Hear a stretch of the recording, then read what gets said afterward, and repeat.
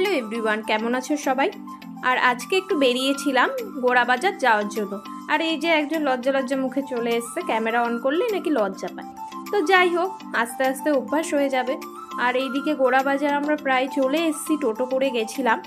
আর সন্ধে হলেই যেন কিরকম খিদে খিদে পায়, তাই জন্য আজকে গেছিলাম মিয়া মোড়ে।